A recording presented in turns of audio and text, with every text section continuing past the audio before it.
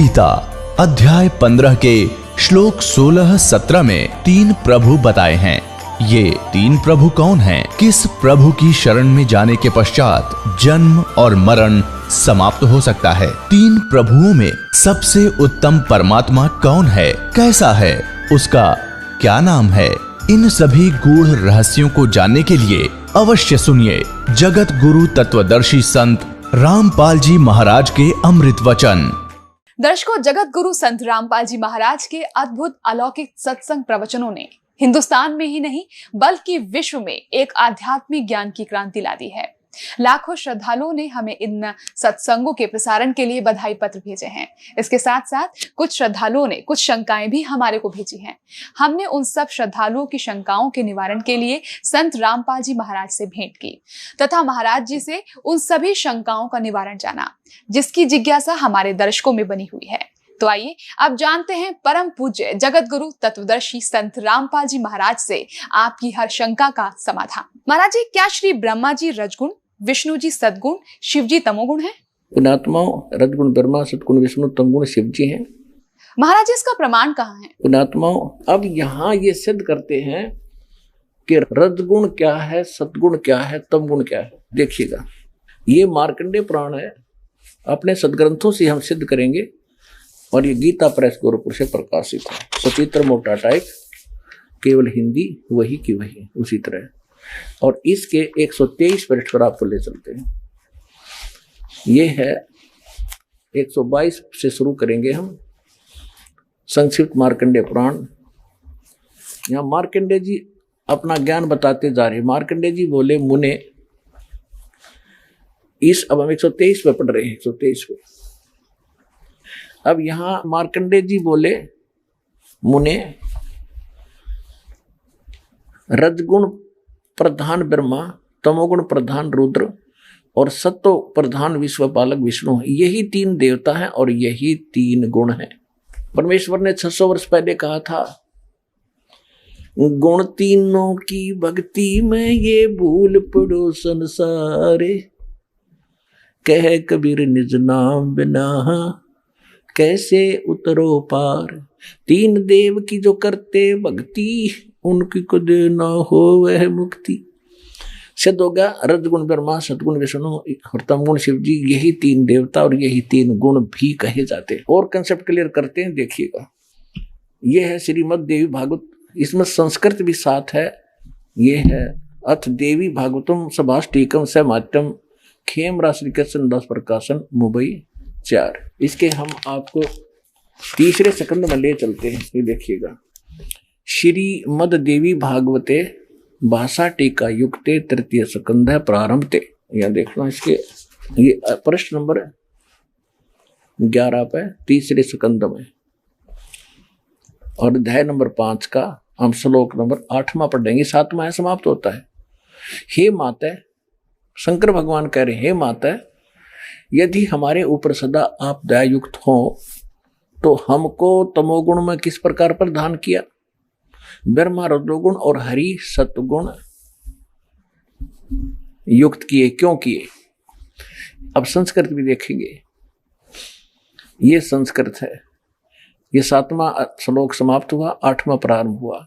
यदि दया धर्मना नदाम्बिके कथम अहम विहित, मैं क्यों बना दिया, क्यों उत्पन्न कर दिया तमोगुण। और कमल जय, कमल से उत्पन्न होने वाले ब्रह्मा जी को रजोगुण संभव, रजोगुण क्यों उत्पन्न कर दिया।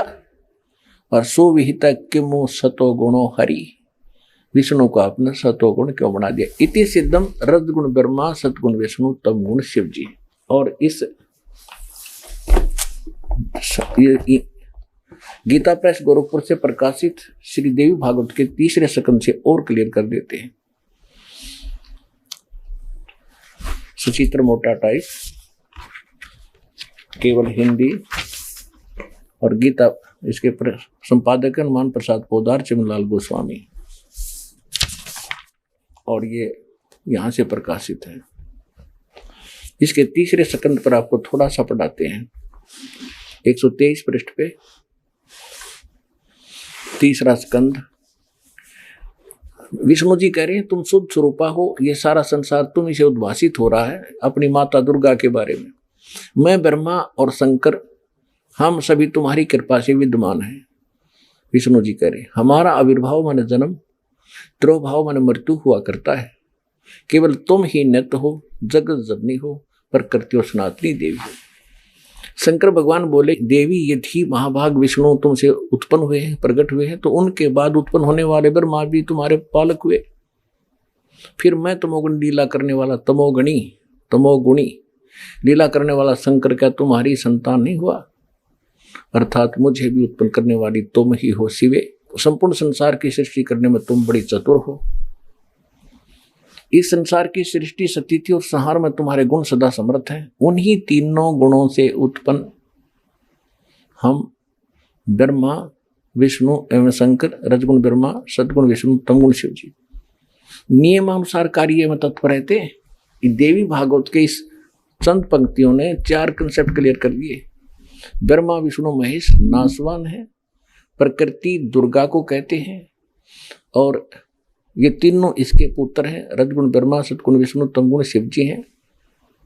और ये भी स्पष्ट कर दिया कि हम केवल जो हमें आदेश होता है नियमित ही काम कर सकते हैं, हम किसी का संस्कार घटा बढ़ा नहीं सकते।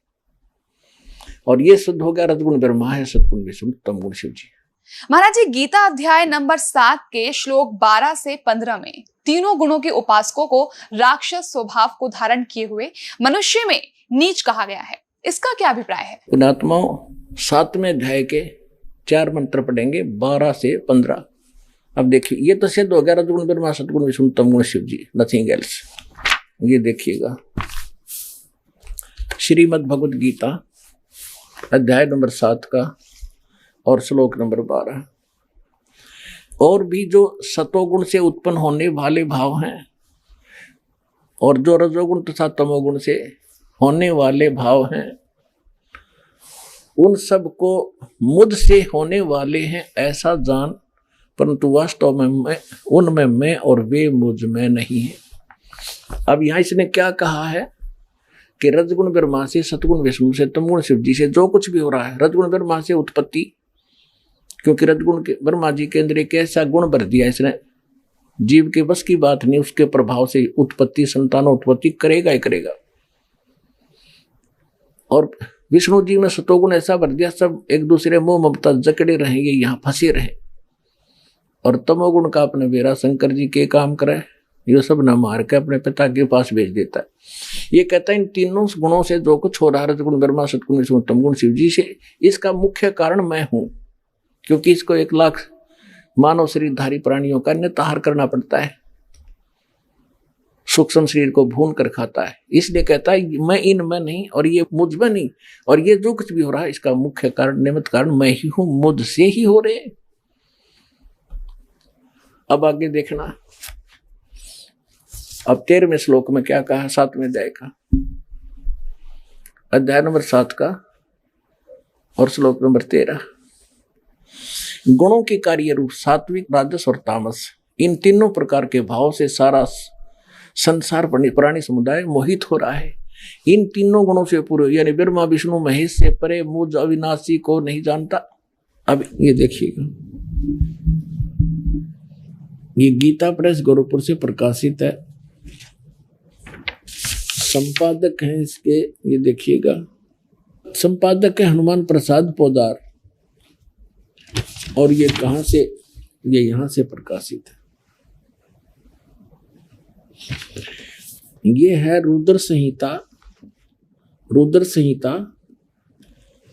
और संक्षिप्त शिव पुराण, पृष्ठ नंबर 110 पे, गीता प्रेस गोरखपुर से प्रकाशित, सचित्र मोटा टाइप। इस प्रकार ब्रह्मा, विष्णु और रुद्र, इन 3 देवताओं में गुण हैं, यानी रजगुण ब्रह्मा, सतगुण विष्णु, तमगुण शंकर, इन 3 देवताओं में गुण है, परंतु शिव गुणातीत माने गए हैं। वो इन तीनों से अलग हैं। 26वें पढ़ते हैं, अपने मतलब की बात पढ़ेंगे। यहां आगे अब नीचे, पुत्रो, ब्रह्मा और विष्णु को ये काल बोल रहा है, पुत्रो तुम दोनों ने तपस्या करके प्रसन्न हुए मुझ परमेश्वर से सृष्टि और सतिथि नामक दो कृत यानी जो दो विभाग, ये दो जॉब प्राप्त किए हैं और ये दोनों तुम्हें बहुत प्रिय है। इसी प्रकार मेरी विभूति स्वरूप रुद्र और महेश्वर ने, मैं नहीं है, ने दो अत्यंत उत्तम कृत्य संहार और तिरोभाव प्राप्त किए। अब देखो ये ब्रह्मा विष्णु तो ये हो गए दोनों पुत्र, रुद्र और महेश्वर ये इन दोनों से न्यारे यानी चार हो गए, और बोलने वाला वो इनका पिता इनसे अलग है। इन तीनों गुणों रजगुण ब्रह्मा सदगुण विष्णु तमगुण शिव जी से परे दास ने आपको दिखा दिया श्री शिव पुराण के अंदर कि इनका बाप है यू। ये खुद कहता है ब्रह्मा विष्णु पुत्रो तुमने दो विभाग मेरे से प्राप्त किए हैं, इसी प्रकार रुद्र और महेश्वर ने प्राप्त किए, महेश्वर ने, तो ये पांचवा है इनका बाप, ये बोल रहा है यहाँ पर। अब ये कहता है कि ये तीनों गुणों ब्रह्मा विष्णु महेश तक सीमित हैं, ये मुझे भी ना जानते, मेरी भक्ति भी ना करते। आगे देखो 7वें अध्याय का श्रीमद् भगवद गीता का 14वां श्लोक में क्या कहा है, क्योंकि ये अलौकिक अर्थात अति अद्भुत गुण भी मेरी माया रजगुण ब्रह्मा सदगुण विष्णु तमगुण शिव जी द्वारा फैलाया गया जाल बड़ा खतरनाक है, ये दुस्तर है। और जो पुरुष मुझको भजते हैं यानी ब्रह्म साधना करते हैं वो इनसे ऊपर उठ जाते हैं, माया को उल्लंघन कर जाते हैं, यानी ब्रह्मा विष्णु महेश की साधना करने वाले ब्रह्मा लोक विष्णु लोक शिवलोक में जाएंगे, उनका कम समय होता है, और जो ब्रह्म की साधना करता ब्रह्म लोक में जाता उसका समय ज्यादा होता है, वहां सुख भी ज्यादा उस ब्रह्म लोक में, लेकिन वहां पुंजेब कटती है अपनी ही, और पूंजी समाप्त होते ही पुण्य खत्म होते ही फिर वापस 83 लाख योनियों में आना ही पड़ता है। तो ये तो इनका प्रोसेस है, ये कभी समाप्त नहीं हो सकता। और फिर इसलिए ये कह रहा है कि उस परमेश्वर की शरण में जा, जहां जाने के बाद फिर लौटकर संसार में कभी नहीं आते। तत्वदर्शी संत बताओगे, मैं नहीं जानता उस मेथड को, वो तरीका वो बताओगे, वो ज्ञान वो बताओगे। तो ये रामपाल दास है तत्वदर्शी संत, सारा दाना दाना गिनवा दिया।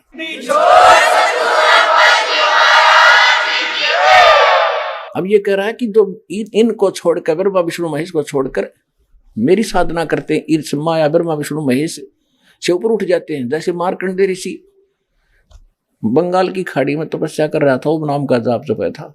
जब इंद्र उसके पास गया तो उसने यही कहा था कि इंद्र, ये इंद्र की पदवी छोड़ दे और अब मैं बताऊंगा साधना, ब्रह्मलोक की साधना कर ले। तो कहते एक आधा व्यक्ति मेरी साधना भी ना करते, अगर मेरी साधना करे तो इन ब्रह्मा विष्णु महेश वाले सुख से ज्यादा लाभ मिल जाए।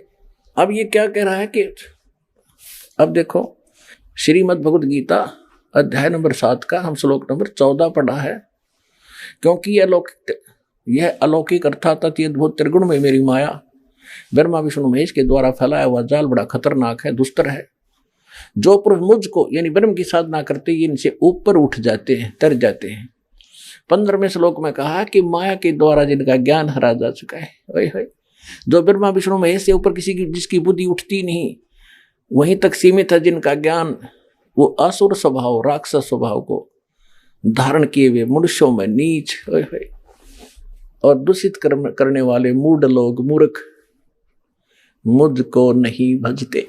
पुण्यात्माओं, इस गीता के पढ़ने मात्र से मोक्ष बताया करते, इसमें लिखे मात्र कराएंगे जब होगा मोक्ष तय।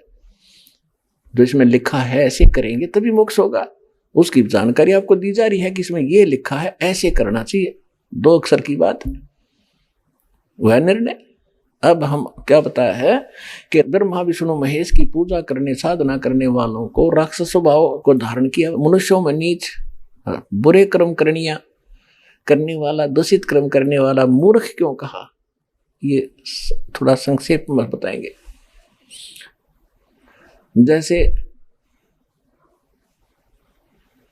हिरण्यकशिपु ने ब्रह्मा जी की उपासना की थी, विष्णु जी का दुश्मन मानना था अपने आप में, और ब्राह्मण भगत था, ब्राह्मण था, लेकिन कर्म से राक्षस कर्म से ब्राह्मण होता है। कहते हैं हिरण्याकुश छाती तड़वाई और ब्राह्मण बना और कर्म कसाई। ब्रह्मा जी की भक्ति करी, वरदान पा लिया, सुबह मरू ना शाम मरू फलान मरू ना दकड़ मरू। अपने पुत्र प्रहलाद का दुश्मन हो गया, वो भगवान की भक्ति करता था, अंत में राक्षस कहलाया। और कुत्ते वाली मौत मारा गया, पाड़ के फेंक दिया उसको पेट से। तो हुआ रजगुण का उपासक राक्षस कहलाया और कुत्ते वाली मौत मरा। फिर तमोगुण के उपासक थे श्री, जैसे तमोगुण शंकर भगवान के उपासक थे एक रावण, श्रीलंका के राजा। और रावण जैसी भक्ति थे शिव के उपासक 7 जन्म नहीं कर सकते, चने यहां से काट के समर्पित कर दिया अपने देव के चरणों में। वर्क डन ये भगवान दे सकते हैं, उसका शरीर फिर दे दिया न्यू का न्यू, क्योंकि उसके सांस शेष थे, आयु शेष थी। ये आयु नहीं बढ़ा सकते, आयु केवल कबीर परमात्मा बढ़ा सकते हैं, परम अक्षर ब्रह्म बढ़ा सकते हैं। इससे खुश होकर फिर शंकर भगवान ने उसको रिद्धि सिद्धि दे दी, फूल गया, राक्षस कहलाया और कुत्ते वाली मौत मारा गया। ये सर्वविदित है। कैसी बुद्धि भ्रष्ट हुई इसकी, पराई स्त्री को उठा लिया, शर्म नहीं आया सूरवीर होकर पराई स्त्री को उठावे। और फिर कैसे उसकी दुर्गति को प्राप्त हुआ। तो राक्षस था, 100 जोटियां का मांस खा जाया करता, 100 दारू के मटके, शराब के मटके पिया करता, खाकता फिर वो। तो कहते हैं तीनों गुणों की जो पूजा करते हैं उनकी बुद्धि ठिकाना आ ही नहीं सकती, वो राक्षस स्वभाव को धारण किए मनुष्यों में नीच दूषित कर्म करने वाले मूर्ख है। भस्मागिरी नाम के एक तपस्वी थे, भगवान शंकर के उपासक। ये गिरी, पुरी, नागा, नाथ, कनपाड़े, ये सारे जो है शंकर जी के उपासक होते हैं। एक भस्मागिरी नाम का तपस्वी और भगवान शंकर के महल के सामने कैलाश पर्वत पे ऊपर न पैर नीचे न सिर करके भक्ति करने लग गया। 12 वर्ष तक खड़ा रहा।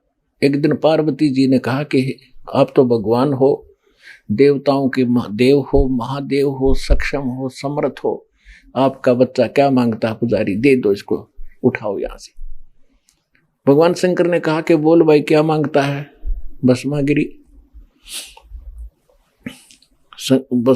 ने कहा कि भगवान ऐसे नहीं मांगूंगा, पहले वचनबद्ध हो जाओ। भगवान शंकर ने कहा ठीक है, मैं वचनबद्ध हो गया, खड़ा हो गया। फिर आप अपना भस्म कड़ा दे दो, जो हाथ में पैर रखा था उसमें शक्ति थी कि किसी के सिर पे ऊपर न्यू कर दे भस्म, वो खत्म हो जाता था, जल जाता था, राख बन जाती थी। और भस्मागिरी के मन में के दोष था भगवान शंकर का उपासक के भस्म कड़ा प्राप्त करके, और पार्वती पे आसक्त था वो। पार्वती ने पत्नी बनाऊंगा और इस शंकर न मारूंगा। और इसको अमंतर्यामी कहा करते शंकर भगवान ने। खाक अंतर्यामी था, इसको बद्दी के को बदले का बैठा सामने, उसे आप अपना दुश्मन पाड़ दिया, निकाल कर भस्म कड़ा दे दिया, ले भाई ले जा, अगले शंकर हो ले होशियार। इसलिए मैंने यह साधना करी थी, तुझे मारूंगा और इसको अपनी पत्नी बनाऊंगा। हा हा हा हो गया राक्षस। आग आग भगवान और पीछे पीछे पुजारी, जांख काट उठा। जिसको हम अविनाशी कहा करते थे, शंकर भगवान अविनाशी, अविनाशी होता तो खड़ा रहता, कहा जा करे, मार के करेगा। कबीर भगवान थे अविनाशी, दरिया में गिर दिया गंगा के अंदर और तोब के गोले चला दिए, छींट तक नहीं लगी परमात्मा के। शेख तकी ने 10 टुकड़े कर दिए थे मालिक के रात ने, शरीर के तलवारों से गुंडे ले जाकर, और चलन लगे। जब खड़े हो गए परमात्मा और कहा शेख तकी आजा, चाय पानी पी के जाइए। पसीने आ गए थे उन गुंडा के।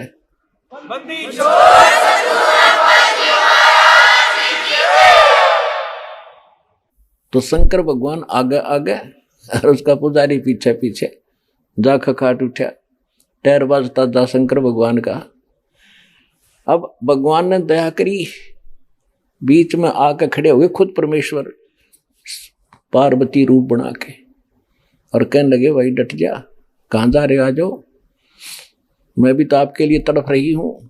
खड़ा हो गया जो मूर्ख, और कहा कि शंकर भगवान तो 100 किलोमीटर पूरा डटेगा नहीं, तू चिंता ना करे। वो खड़े हो गए तो पार्वती कहने लगी कि मुझे डांस करके दिखा। पार्वती रूप में परमात्मा थे। तो उसने कहा देखो मैं तो तपस्वी आदमी, मैंने डांस करना नहीं आता।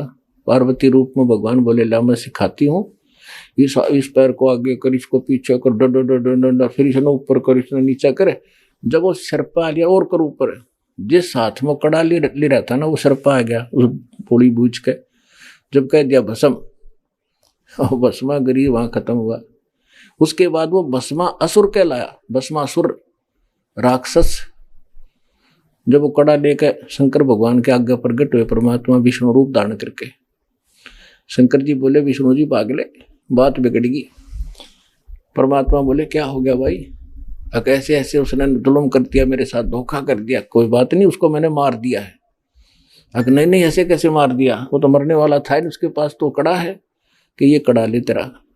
कैसे लाए? तब रुके जब कड़ा देख लिया कि कैसे लाए, कि नो ना पूछा कैसे लाए, तू चल वापस, आप चलो।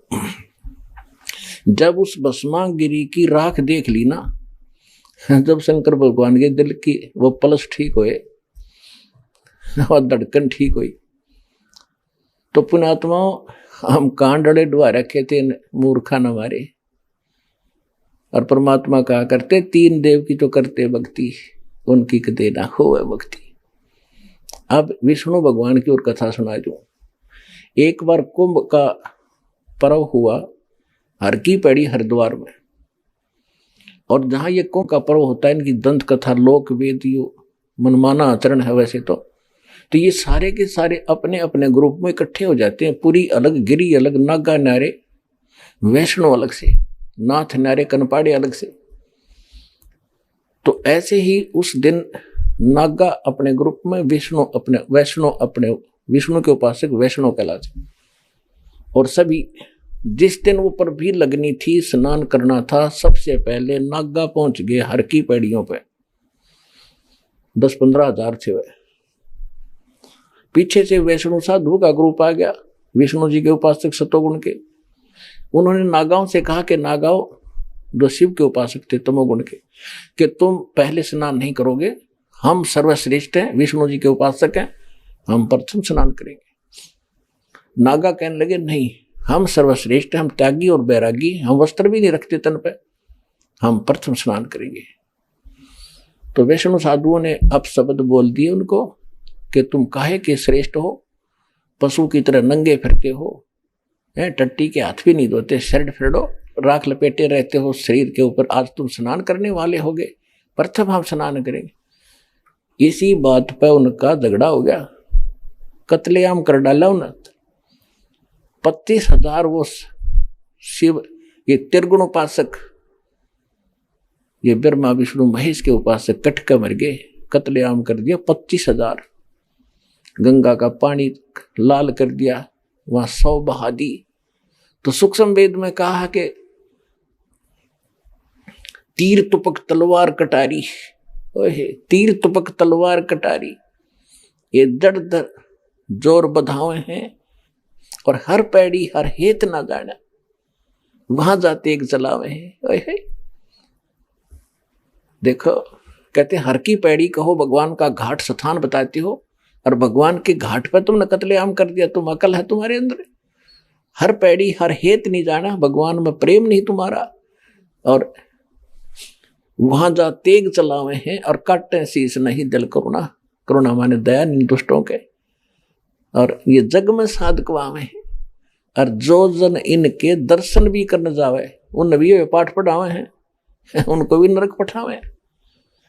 तो पुण्यात्माओं, इसलिए गीता अध्याय नंबर 7 के श्लोक नंबर 12 से लेकर 15 में कहा कि इन तीनों गुणों की जो पूजा करते हैं, ये राक्षस स्वभाव को धारण किए वे मनुष्यों में नीच दूषित कर्म करने वाले मूर्ख कहलाए हैं। 4 गाली इकट्ठी दे रखी गीता जी में। और वहां इतना चौड़ा रास्ता था हर की पैड़ी पे, और बैठ के एक देखो, हम वैसे स्वाभाविक व्यक्ति भी कहीं स्नान कर रहा हो और कोई व्यक्ति आजा पाछे तक, मैं भी नहा लो, कहा आज आप भी नहा लो। आम आदमी से गिरा हुआ चरित्र इन लोगों का, और इनको साधु संत कहते हैं। तो इन तीनों गुणों के उपासक कहते राक्षस स्वभाव को धारण किए मनुष्यों में नीच दूषित कर्म करने वाले मूर्ख। तो इस प्रकार इनको 4 उपमा दी है। और पुण्यात्मा थारा तो भाग जाग गया, अपना कल्याण करवा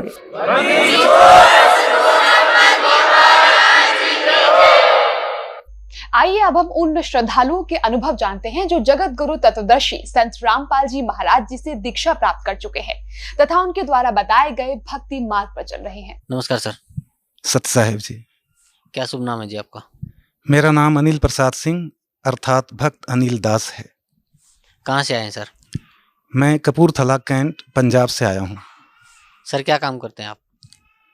मैं केंद्रीय विद्यालय कपूरथला कैंट में वर्तमान में वाइस प्रिंसिपल ग्रेड में पीजीटी फिजिक्स हूँ और मेरी इस पीजीटी फिजिक्स पद पे 20 साल की जॉब है। इस बीच में मैंने नवंबर 2003 से मई 2005 तक जवाहर नवोदय विद्यालय ढलाई त्रिपुरा राज्य में डेपुटेशन पे प्रिंसिपल भी रहा और वर्तमान में मैं पुनः केंद्रीय विद्यालय में वाइस प्रिंसिपल ग्रेड में पीजीटी फिजिक्स पद पे कार्यरत हूँ। सर संत रामपाल जी महाराज की शरण में आने से पहले आप कौन सी भक्ति करते थे? संत रामपाल जी महाराज के शरण में मैं 27 मार्च 2004 को आया था और उसके पहले 98 से 2004 तक मैं संत आसाराम जी का शिष्य था और उन्होंने जो दीक्षा दी थी तो पूरे पंडाल में माइक पे 5-7 मंत्र बोलते थे। ओम नमः शिवाय, ओम नमः भगवते वासुदेवाय, हरिओम तत्सत, ओम ऐं नमः, ऐसे गायत्री मंत्र भी, ओम भूर्भुवः स्वः तत्सवितुर्वरेण्यं भर्गो देवस्य, ऐसे जो पूरा मंत्र है ऐसे और 5-7 मंत्र बोल देते थे और वो कहते थे कि इनमें से आपको जो मंत्र अच्छा लगता है, जो आपके इष्ट देव हैं वो मंत्र चुन लीजिए। तो उसके पहले मैं शिव जी को मानता था कि वही सर्वशक्तिमान भगवान है, मुझे कुछ ज्ञान था ही नहीं। तो मैंने ओम नमः शिवाय मंत्र चुन लिया था और मुझे ओम नमः शिवाय मंत्र सेलेक्ट कर लिया तो मेरा वही मंत्र हो गया। और बाद में उसके बाद एक मंत्र वो और देते थे, सोहम, और वो जाप करने की विधि वो बताते थे कि सांस बाहर जाए तो सो और सांस अंदर आवे तो अहम बोलना है।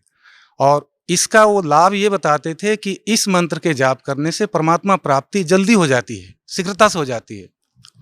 तो मुझे ये समझ में नहीं आता था कि जो ओम नमः शिवाय मंत्र जाप रहे हैं, शिव जी हमारे इष्ट हैं, तो फिर दूसरे मंत्र से शीघ्रता से क्यों आ जाती है। तो चूंकि बुद्धि नहीं थी तो मैं इस पे साइलेंट था, लेकिन ऐसे जो भक्ति बताते थे वो करता था। साथ में वो मौन मंदिर बना रखे हैं अपने आश्रमों में। तो मैं उस समय में राजस्थान में था,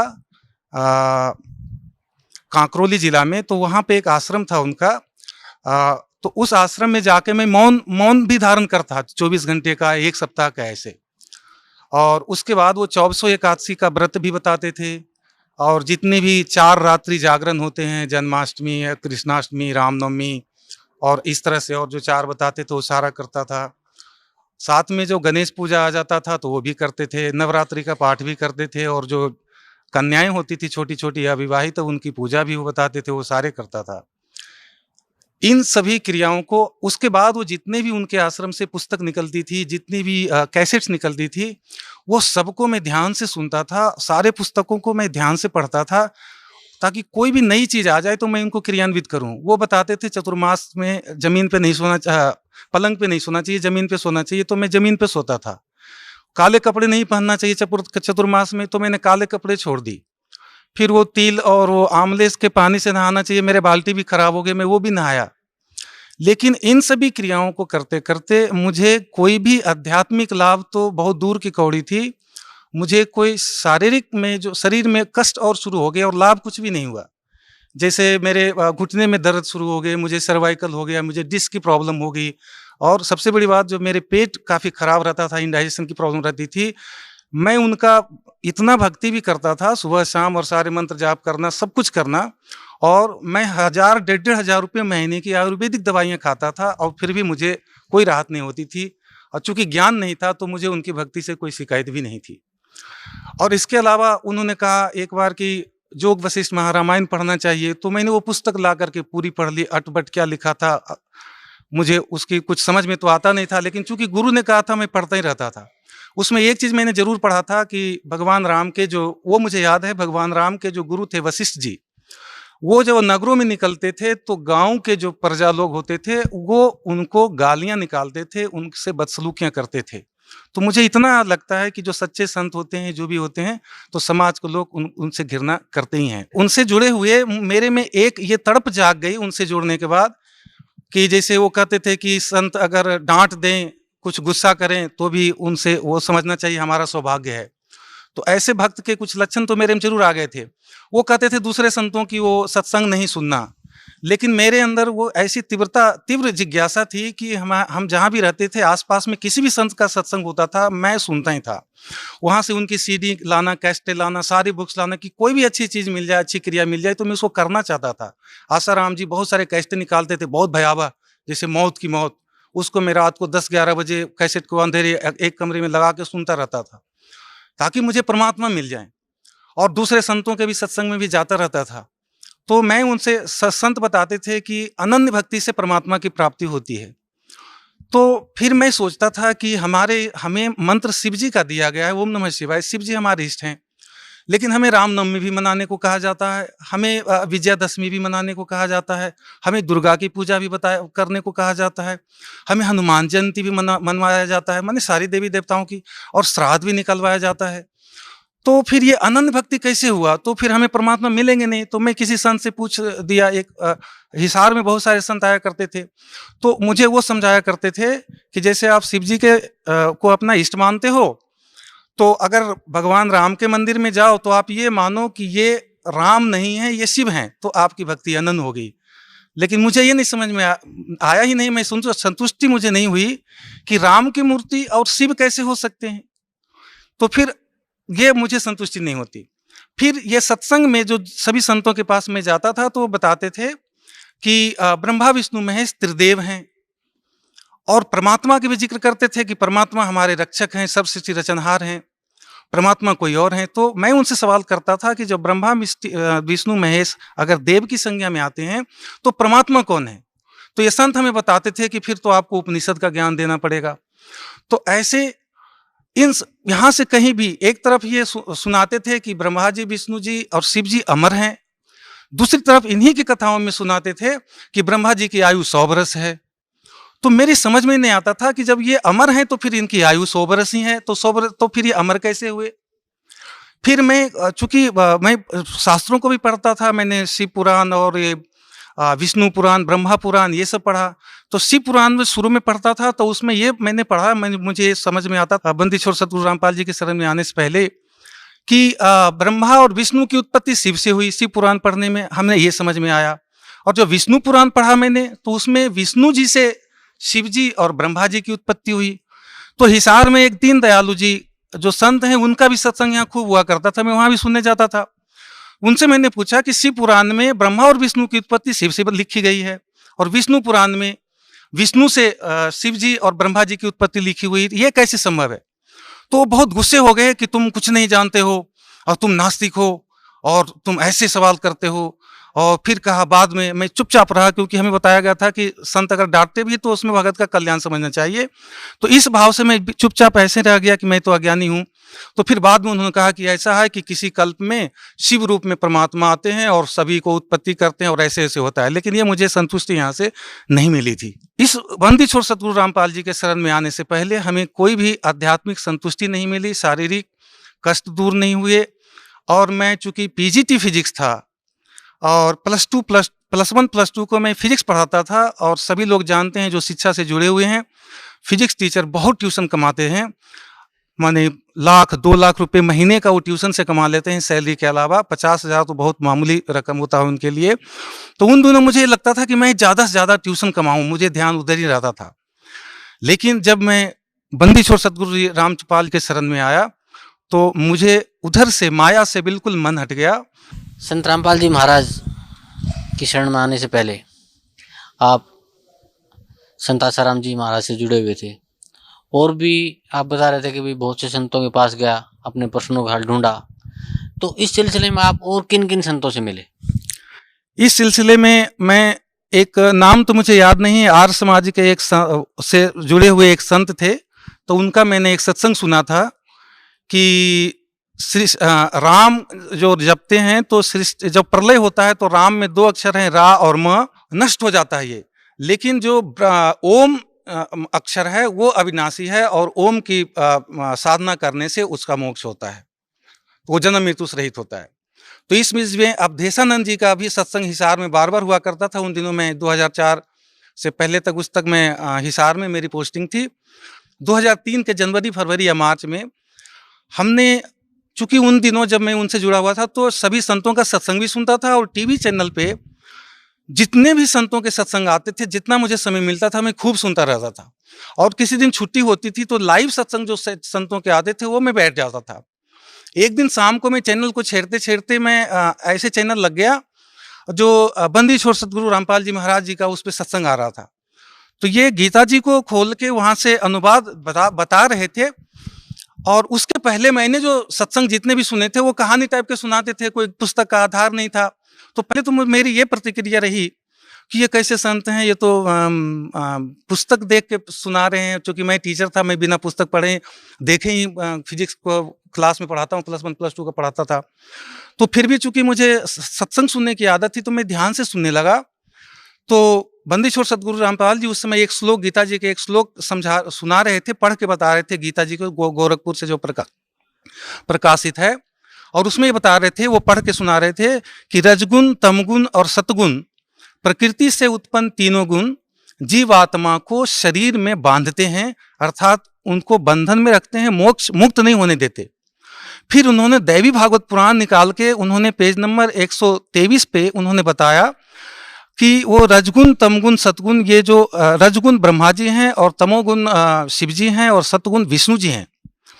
और बाद में मार्कंडेय पुराण के 123 नंबर पृष्ठ पे भी उन्होंने बताया कि रजोगुण प्रधान ब्रह्मा जी हैं, सतोगुण प्रधान विष्णु जी हैं और तमोगुण प्रधान शिव जी हैं। ये तीन ही देवता हैं, ब्रह्मा विष्णु महेश, और तीन ही गुण हैं, रजगुण, तमगुण और सतगुण। तो उन्होंने इस तरह से वहां से कॉन्सेप्ट क्लियर किया कि रजगुण, तमगुण, सतगुण ये कोड वर्ड है और इसको तत्वदर्शी संत ही विश्लेषण कर सकता है। और गीता जी में ये जो रजगुण, तमगुण, सतगुण का मतलब ब्रह्मा विष्णु महेश है। तो मुझे बहुत उत्सुकता हुई, मैं टीचर भी था, मैं फिजिक्स का टीचर हूँ, कि आगे और क्या बताएंगे, ये ज्ञान हमने पहले कभी सुना नहीं था। तो उसके बाद उन्होंने फिर समझाया, इस बात को एक्सप्लेन किया कि ये कैसे जीवात्मा को शरीर में बांधते हैं। जैसे मनुष्य जीवन में भक्ति किया या नहीं किया, मृत्यु हो गई, ब्रह्मा विष्णु महेश इन तीनों गुणों की पूजा की तो मृत्यु होगी। तो चूंकि ये शास्त्रानुकूल भक्ति नहीं है, तो इनकी मृत्यु होने के बाद अगर मान लो मेरे पिछले पुण्य ज्यादा हैं तो फिर मनुष्य जीवन मिल जाएगा। फिर भक्ति करेंगे या नहीं करेंगे, फिर कुत्ते बन गए तो कुत्ते के शरीर मिल जाएंगे, फिर गधे की, फिर बिल्ली की, फिर 84 लाख योनियों में जाएंगे। अर्थात एक शरीर से दूसरे शरीर में आत्मा जाती रहेगी और ये पूर्ण मोक्ष को प्राप्त नहीं होगी। और उन्होंने एक श्लोक और बताया था कि ब्रह्मा भी, उसमें जो श्लोक गीता जी अध्याय नंबर 7 के मंत्र 12 से 15 तक में विश्लेषण कर रहे थे कि माया के द्वारा जिनका ज्ञान हरा जा चुका है, मनुष्यों में नीच मूर्ख लोग, दुष्कृतिनः दुष्कर्म करने वाले लोग मुझको भी नहीं भजते। तो उनको माया मतलब त्रिगुण माया होती है, रजगुण, तमगुण, सतगुण। तो गुरु जी ने विश्लेषण कर रहे थे कि जो ये तीनों देव की भक्ति करते हैं वो उस गीता ज्ञानदाता भगवान की भी भक्ति नहीं करते हैं। सर, संत रामपाल जी महाराज की शरण में कैसे आए?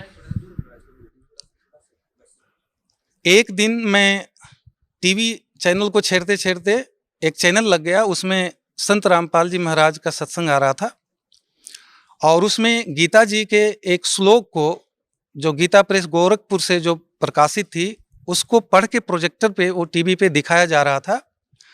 और उसमें ये श्लोक था, रजगुण, तमगुण, सतगुण प्रकृति से उत्पन्न तीनों गुण जीव आत्मा को शरीर में बांधते हैं। ये हिंदी अनुवाद गुरुजी बता रहे थे और इसका संस्कृत भी उन्होंने पढ़ के एज इट इज सुनाया था। तो फिर उन्होंने ये गुण का विश्लेषण देवी भागवत पुराण और मार्कंडेय पुराण से किया था। मार्कंडेय पुराण के 123 नंबर पेज पे उन्होंने बताया कि रजोगुण प्रधान ब्रह्मा जी, सतोगुण प्रधान विष्णु जी और तमोगुण प्रधान शिव जी हैं। और ये तीन ही देवता हैं, ब्रह्मा विष्णु महेश, और तीन ही गुण हैं, रजगुण, तमगुण और सतगुण। और फिर इसी का दूसरा प्रमाण उन्होंने दैवी भागवत पुराण के पेज नंबर 123, उसका भी पेज नंबर 123 जो गीता प्रेस गोरखपुर से प्रकाशित था, उस पे विष्णु जी अपनी महिमा, माता की, दुर्गा माता की महिमा गा रहे थे और वो बता रहे थे कि मैं अर्थात विष्णु जी, ब्रह्मा और शंकर तुम्हारी कृपा से विराजमान हैं और हमारा तो आविर्भाव अर्थात जन्म और तिरोभाव अर्थात मृत्यु हुआ करता है, केवल तुम ही नित्या हो, जगत जननी हो, प्रकृति और सनातनी देवी हो। गुरु जी ने बताया था कि प्रकृति शब्द याद रखना, ये गीता जी समझने में काम आएगी। और आगे फिर उन्होंने उसी 123 नंबर के दूसरी साइड में जो भगवान शंकर बोल रहे हैं कि हे माता, यदि ब्रह्मा जी को उत्पन्न करने वाले आप हो और विष्णु जी को भी आपने ही उत्पन्न किया है, तो क्या तमोगुनी लीला करने वाला मैं शंकर क्या तुम्हारी संतान नहीं हुआ, अर्थात मैं भी तुम्हारा ही संतान हुआ। तो यहाँ से भी क्लियर किया गुरु जी ने कि ये विष्णु शिव जी स्वयं अपने आप को तमोगुनी बता रहे हैं, तो ब्रह्मा जी और विष्णु जी भी, ब्रह्मा जी रजोगुनी और विष्णु जी सतोगुनी हैं। तो उस श्लोक को समझाने के लिए इतने सारे प्रमाण के बाद फिर गुरु जी वापस उस श्लोक पे आए कि रजगुण, तमगुण, सतगुण, प्रकृति से उत्पन्न तीनों गुण। प्रकृति वहां दुर्गा को कहा गया था, इसका मतलब दुर्गा से उत्पन्न ब्रह्मा विष्णु महेश और जीवात्मा को शरीर में बांधते हैं, मतलब हम सभी जीवात्मा को मुक्त नहीं होने देते। उन्होंने गुरु जी ने समझाया था कि जैसे मनुष्य जीवन समाप्त हो जाएगा, हमारे पुण्य नहीं है तो हम पशु बन जाएंगे, पक्षी बन जाएंगे, किसी और योनि में चले जाएंगे, ज्यादा पुण्य है तो देवता बन जाएंगे। अर्थात एक शरीर से हमें दूसरा शरीर मिलता रहेगा, लेकिन हम पूर्ण मोक्ष को प्राप्त नहीं होंगे। तो इसलिए ब्रह्मा विष्णु महेश की पूजा हमारे गीता जी में व्यर्थ है, ऐसा गुरु जी समझा रहे थे। ये श्लोक सुन के, चूंकि उन दिनों में आसाराम जी से दीक्षित था और मेरा मंत्र ओम नमः शिवाय था और शिव जी मेरे इष्ट थे, तो पहली बार जो ये सुना, और उसके पहले दीनदयालु जी ने बताया था, क्योंकि मैं उसके पहले मैं सभी संतों के सत्संग में जाया करता था, तो दीनदयालु जी का सत्संग जो हिसार में हुआ करता था, कई बार मैंने सुने थे, तो उन्होंने कहा था कि साधकों को गीता का, भगवत गीता का, श्रीमद् भगवत गीता का पाठ करना चाहिए, कम से कम 1 अध्याय रोज।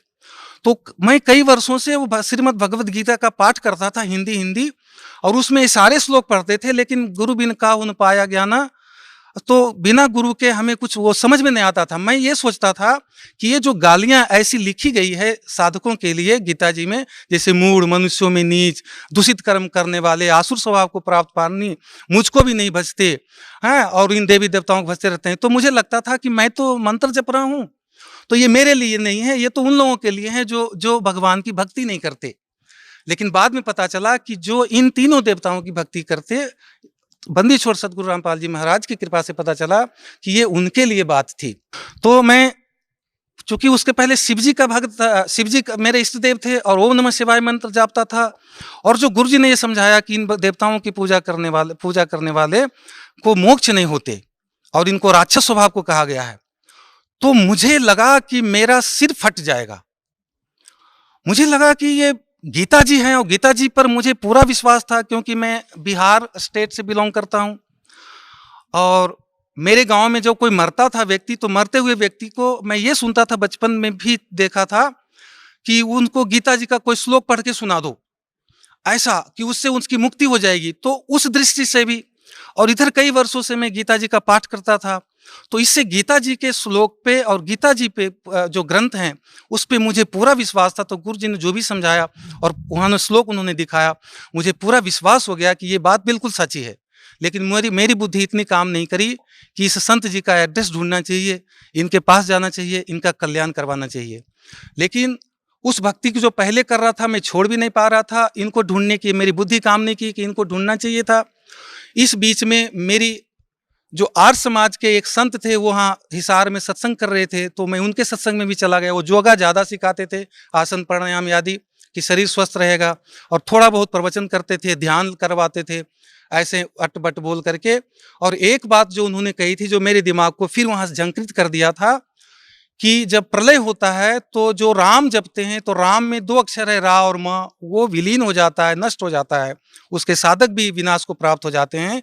लेकिन ओम 1 अक्षर है और इसका खंड नहीं होता, और ये प्रलय काल में भी जो इसकी भक्ति करते हैं उसका नाश नहीं होता।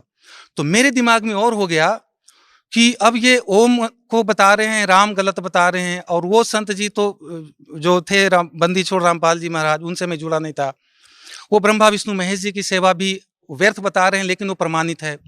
तो इस बीच में वो और मेरे सिर दर्द हो गए, मैं और घबराहट में हो गया, मैं क्या करूं ना करूं, किससे पूछूं।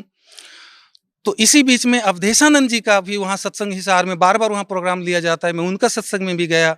वो भागवत पे कथा करते थे, और उन दिनों में गया था तो श्री राम कथा पहली बार कह रहे थे, वो बीच बीच में बता रहे थे।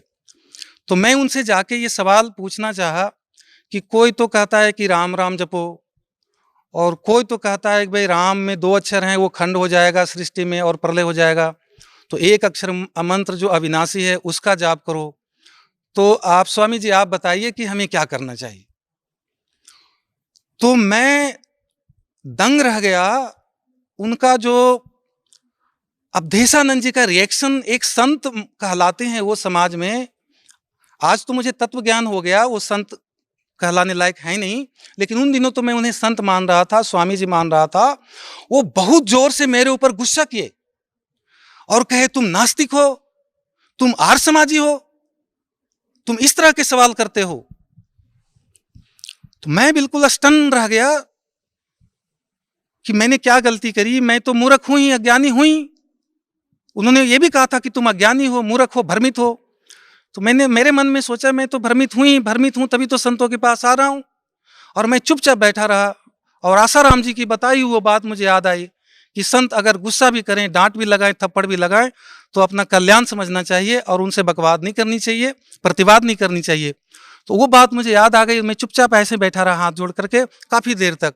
और उनका टीवी पत्रकार लोग इंटरव्यू ले रहे थे।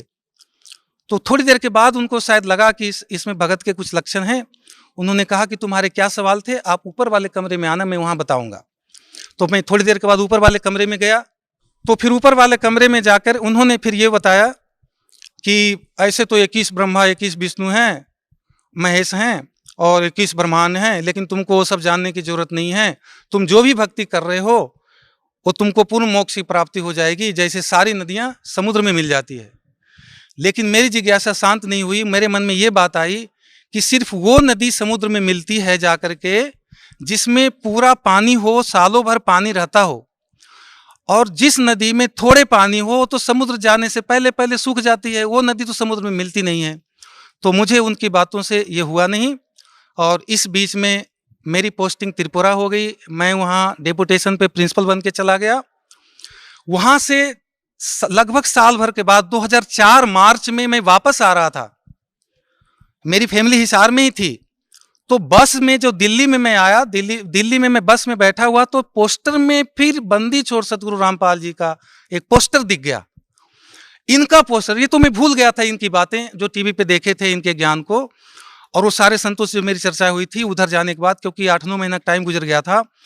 मेरा दिमाग एक बार फिर वो चकरा गया और मेरे मन में ये बात आई कि कोई संत, सभी संत कहते हैं परमात्मा एक है और एक परमात्मा की भक्ति से हमारा मोक्ष होगा, और सभी संत के इष्ट देव अलग अलग, सभी के मंत्र अलग, सभी की साधनाएं अलग, सभी की क्रियाएं अलग। ये सारे संत अगर सच्चे हैं और सभी अलग अलग क्रियाएं साधनाएं बता रहे हैं, तो इन सब को मिलकर के एक निर्णय क्यों नहीं निकाल लेते और हम भक्त समाज को भ्रमित जो करने से बचा लेते। इन सबको चाहिए था कि एक निर्णय निकाल करके और एक रास्ता हमें देते। और ये मेरे दिमाग में आई थी और मैं फिर परेशान हो गया था। और जब हिसार में आया तो गुरुजी का सत्संग था और एक दिन का सत्संग मुझे सुनने को मिला। दिन में सुना तो चूंकि इनका सारा ज्ञान जो पहले सुन रखे थे उससे नया था और मेरी बुद्धि में नहीं आ रही थी। लेकिन शाम को, ये मेरा टर्निंग पॉइंट था लाइफ में, शाम को 27 मार्च 2004 को जब शाम के सत्संग में आया तो उस समय गुरुजी प्रोजेक्टर पे ये बता रहे थे, अनुत्तम का अर्थ बताया उन्होंने। ये तो सभी को पता है, तीसरी क्लास के बालक को भी पता है कि घटिया होता है। और फिर एक शब्द व्रज था संस्कृत का, उसका अर्थ 2 डिक्शनरी से उन्होंने बताया था गुरुजी ने। एक तो आमटे का था, दूसरा मुझे याद नहीं है। और व्रज का उन्होंने अर्थ किया था, दिखाया था डिक्शनरी में, जाना, चलना, प्रगति करना, दूर जाना, देश निकाला होना, प्रस्थान करना, इस तरह के अर्थ बताए थे। मतलब जाना होता है व्रज का अर्थ, गुरुजी ने ये क्लियर किया था। और उसके बाद उन्होंने संत आसाराम जी के अनुवादित गीता के श्रीमद् भगवद गीता के अध्याय नंबर 18 का श्लोक नंबर जो 66 था, उस श्लोक में व्रज शब्द है और वहां पे आसाराम जी ने उसका अर्थ आना किया था, गुरुजी ने दिखाया प्रोजेक्टर पे। और फिर रामसुख दास जी का जो अनुवादित था गीता प्रेस गोरखपुर से जो प्रकाशित श्रीमद् भगवद गीता, उसमें भी व्रज का अर्थ आना किया हुआ था कि मेरी शरण में आ जा। और इस अड़ंगे को सही साबित करने के लिए उन्होंने उतनी मोटी बड़ी पुस्तक थी और उसके लगभग 17 पेज तक व्याख्या कर रखी थी। और उसके बाद उन्होंने सुधांशु जी महाराज की अनुवादित पुस्तक में भी व्रज का अर्थ आना किया हुआ दिखाया गुरुजी ने। जो डॉक्टर सर्वपल्ली राधाकृष्णन बड़े, जो इतने बड़े फिलोसोफर माने जाते हैं, उनके नाम पे पूरा राष्ट्र शिक्षक दिवस मनाता है कि वो बेस्ट टीचर थे, बेस्ट प्रोफेसर थे और एक दार्शनिक थे और बहुत बड़ा विद्वान थे, और उन्होंने भी व्रज का अर्थ आना किया था। ऐसे और कई अनुवादकों द्वारा, संतों द्वारा अनुवादित वो उन्होंने गुरुजी ने दिखाया था। उस श्लोक में व्रज का अर्थ सभी ने आना किया था। इस्कोन वाले एक दिखाए थे जिन्होंने शब्दार्थ में तो व्रज का अर्थ जाना लिख रखा था, और जो संस्कृत श्लोक जो 18 गीता श्लोक नंबर अध्याय नंबर 18 का श्लोक नंबर 66 का जो अर्थ करने लगे तो वहां पर मेरी शरण में आजा कर दिया था। और दूसरी जो शब्द थे अनुत्तम, और सभी संतों ने, इन सभी संतों ने अनुत्तम का अर्थ अति उत्तम किया था गीता जी अध्याय नंबर 7 के श्लोक नंबर 18 का। जब ये 2 श्लोक का अनुवाद प्रोजेक्टर पे गुरुजी ने बताया था तो मुझे ऐसा लगा कि इस पृथ्वी पे किसी भी संत के पास कोई भी आध्यात्मिक मार्ग नहीं है, आध्यात्मिक ज्ञान नहीं है। अगर उनके पास आध्यात्मिक ज्ञान होता तो गीता के श्लोकों के अर्थों का वो अनर्थ नहीं करते, और अनुत्तम का अर्थ अति उत्तम होता ही नहीं जो उन्होंने किया है। और व्रज का अर्थ जाना है, जिसका अर्थ आना किया है। तो अगर ज्ञान किसी के पास सत्य ज्ञान है तो बंदी छोड़ सतगुरु रामपाल जी महाराज जी के पास है, और पूरे पृथ्वी पे, क्योंकि जगत गुरु भारत ही रहा है, तो भारत से बाहर किसी संत के पास ये ज्ञान हो ही नहीं सकता। और भारत वर्ष में जो वर्तमान में जितने संत हैं सभी से अनुवादित गीता से हमें ये स्पष्ट हो गया था कि किसी के पास कोई ज्ञान नहीं है।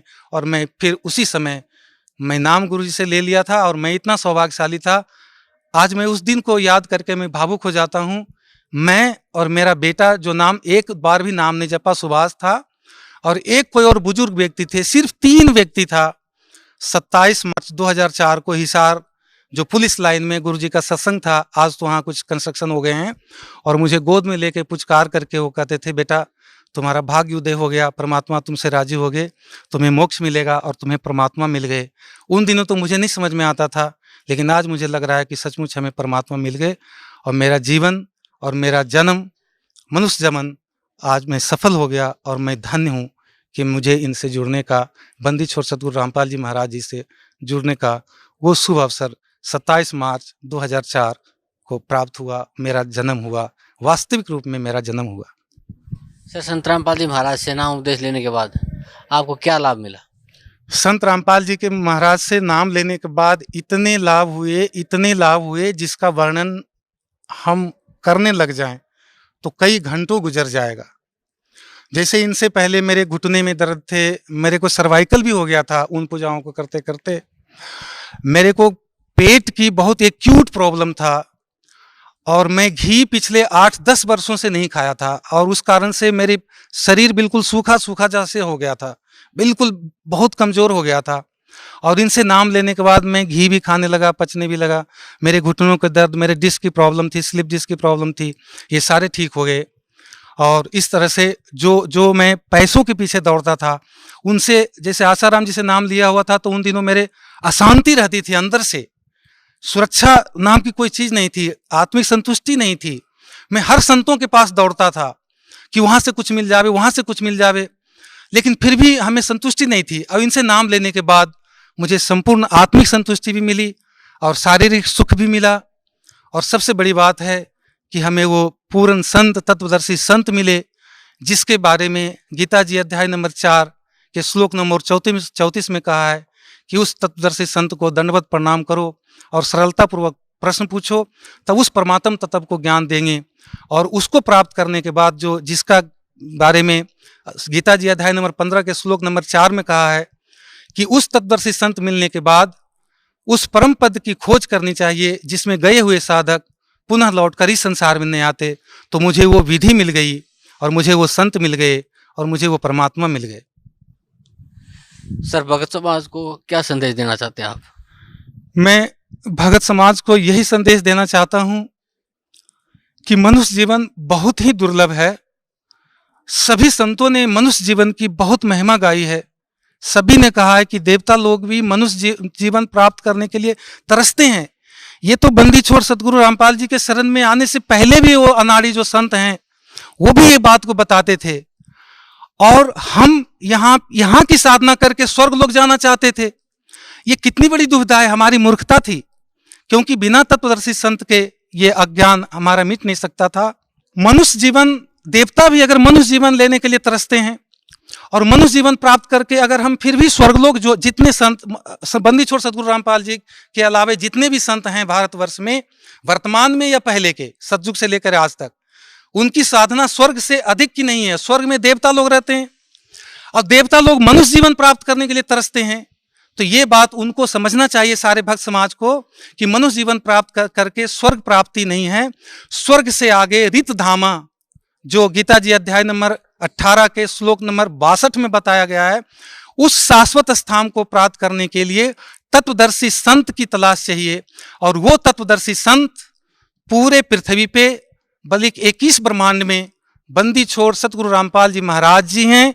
इनके अलावे पूरे 21 ब्रह्मांड में, इस पृथ्वी पे, इस भारत भूमि पे कोई संत है नहीं।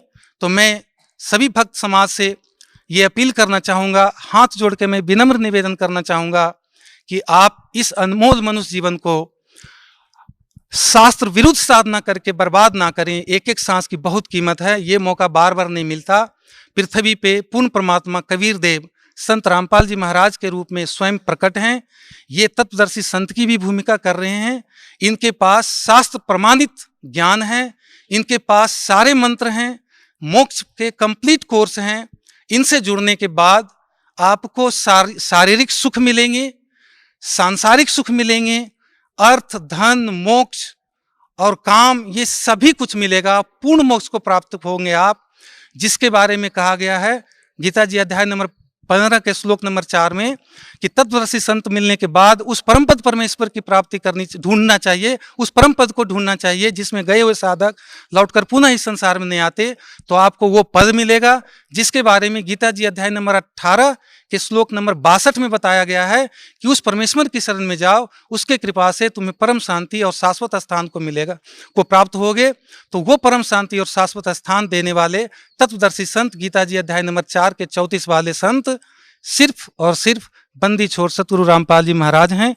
इनके शरण में सभी भक्त समाज को आना चाहिए और वो मान बड़ाई को छोड़ के और वो झूठी साधना को छोड़ के, आप साधना चैनल पे शाम को जो सत्संग आता है वो सुनिए।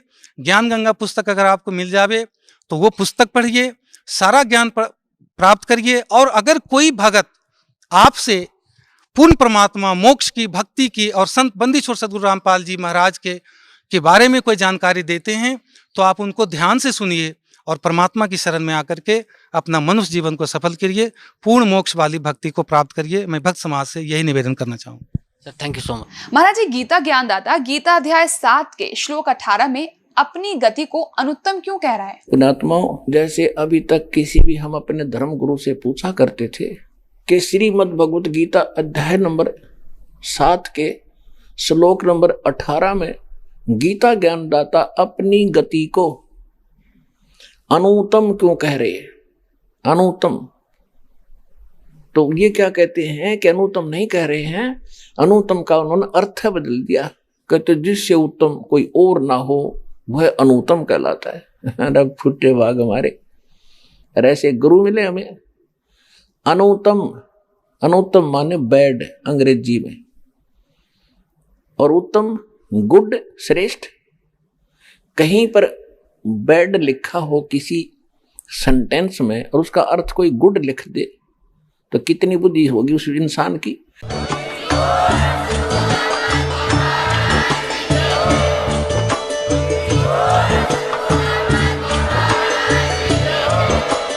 आप सुन रहे थे जगत गुरु तत्वदर्शी संत रामपाल जी महाराज जी के मंगल प्रवचन। अधिक जानकारी के लिए विजिट कीजिए हमारी वेबसाइट www.jagatgururampalji.org। संत रामपाल जी महाराज जी के शुभ आशीर्वाद से पूरे विश्व भर में 500 से भी ज्यादा नाम दीक्षा केंद्र हैं, जिन पर संत रामपाल जी महाराज जी द्वारा ऑनलाइन निशुल्क नाम दीक्षा दी जा रही है। अपने नजदीकी नाम दीक्षा केंद्र का पता करने के लिए संपर्क करें 8222880541।